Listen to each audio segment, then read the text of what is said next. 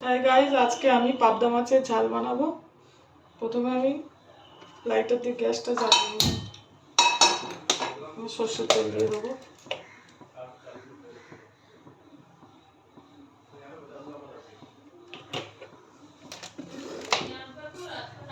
দেখুন তেলটা গরম হয়ে গেছে।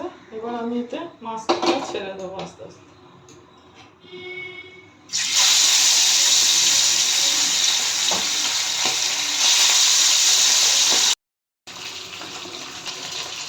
দেখুন মাছটা ভাজা হচ্ছে, আর আমি এর মধ্যে পোস্তটা একটু গুঁড়িয়ে নিয়েছি।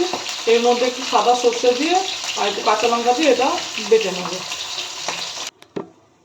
দেখুন মাছ ভাজাটা আমার হয়ে গেছে। এবার আমি তেলের মধ্যে কালো জিরে ফোড়ন দিয়ে দেবো।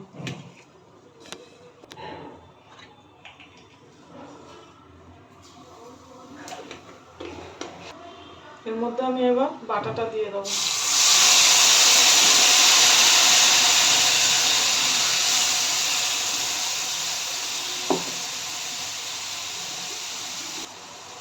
এবার যে জলটা দেবো এটার মধ্যে আমি একটু ধনে গুঁড়ো আর একটু হলুদ গুঁড়ো দিয়ে দিয়েছি। এটা এবার এর মধ্যে দিয়ে দেবো। নুন দিয়ে দেবো।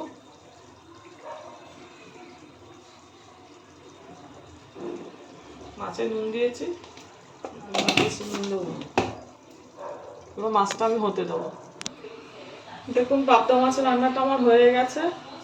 আর এটাই আমি একটু কাঁচা সর্ষের তেল দিয়ে দিয়েছি। আপনারা বাড়িতে করে খেয়ে দেখবেন, ভালো লাগবে। আর আমার চ্যানেলটা লাইক, সাবস্ক্রাইব আর শেয়ার করে দেবেন।